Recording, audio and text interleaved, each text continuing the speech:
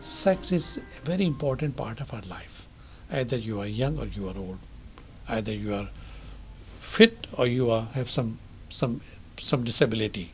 Everybody has a right to enjoy the sexual life.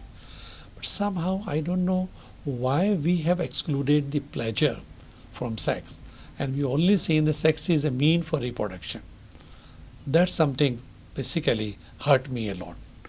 And I wanted to make in future that how we help people to understand the soft part of the sex, the relationship, the love, the care, and support each other. People say that how you can talk in Pakistan about the sexuality education.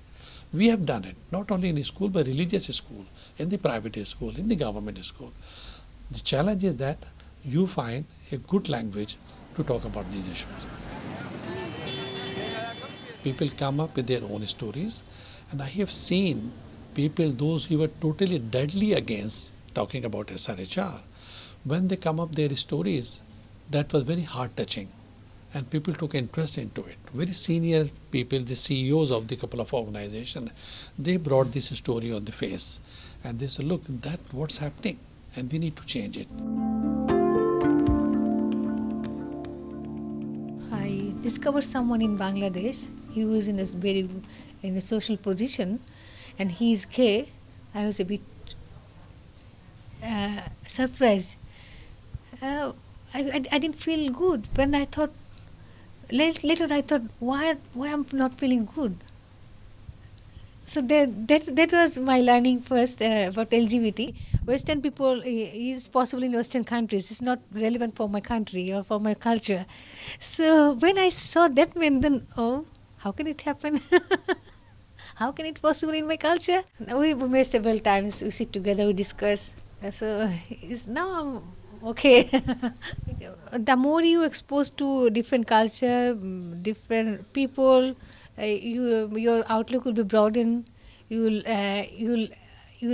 learn how to accept all culture, all religion, maybe all people. Yeah. Hidup saya dimulai di usia 13 tahun. Suatu hari sepulang dari sekolah di Terminal Bis Umbul Harjo, Kota Jogja, saya menemukan beberapa orang, lebih dari 10, mengelilingi seorang perempuan. Mukanya lebam, rambutnya acak-acakan, dan bibirnya berdarah.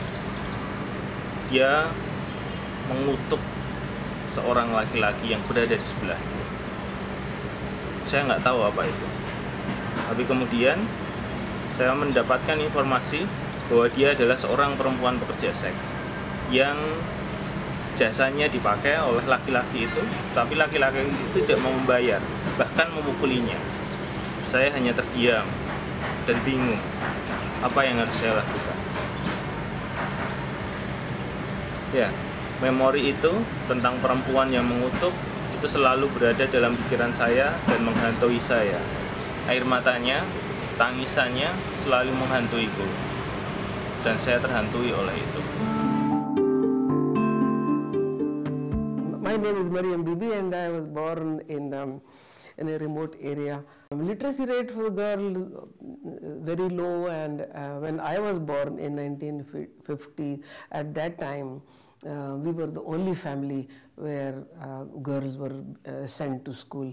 My father was among the very few men who decided that his daughters should be educated. My mother also would complain because she wanted that we should all help her in household chores rather than going to school. And another her complaint was that if we were educated, then no one would marry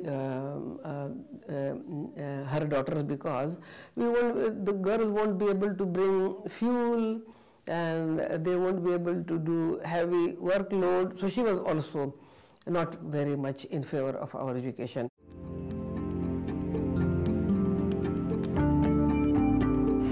Pada tahun 2009, saya menjadi koordinator program pengorganisasian komunitas yang saya bertanggung jawab atas 4 divisi. Divisi pengorganisasian remaja jalanan, divisi pengorganisasian G, divisi pengorganisasian waria, dan divisi pengorganisasian perempuan pekerja seks.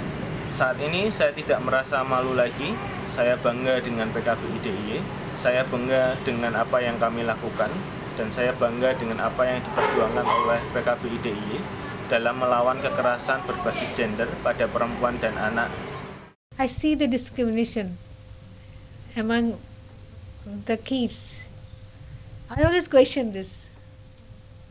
Why my brother is, why he is going, taking this, why he is enjoying this, why I'm not. If I give in some simple example, let's not talk about abuse or those things. I think all women in their life abused by someone.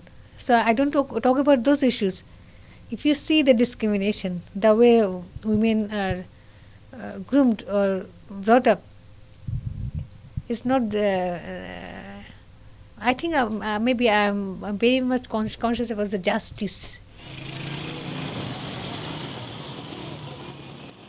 How situation can be changed so that the change is from within, it is indigenous, and it is not imposed from outside, because everyone realizes that situation is very bad. We are creating spaces for women. We are creating such spaces where they can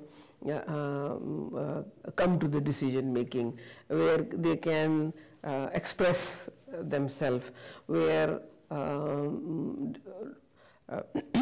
discussion can take place, where controversial issues can be discussed. So where the whole kind of environment is changed in favor of both men and women. So it's not looking at isolation only at women.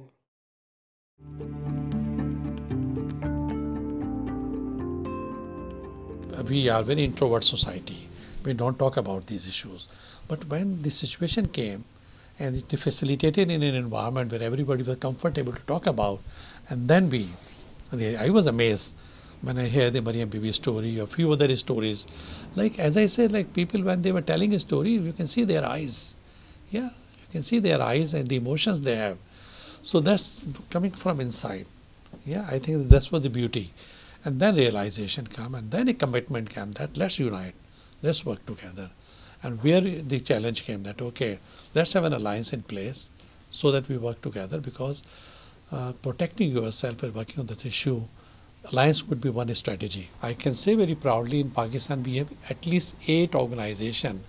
Those have formed themselves into a Pakistan SRHR alliance and working with other organizations to also make them SRHR friendly and advocating with government and the media that we need to talk about the SRHR issue. We cannot put them under the carpet, but we have to find culturally appropriate ways of doing it, and we are very successful so far. We need example. Otherwise, this called gender.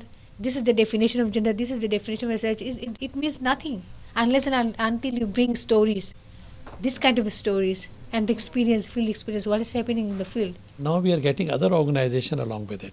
So I am hoping in the next couple of years we have at least 50 organizations working on SRHR in Pakistan and also well knit through an alliance.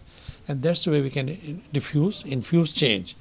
And also like the linkages with other countries, as I say 11 countries, where we can form a movement around it.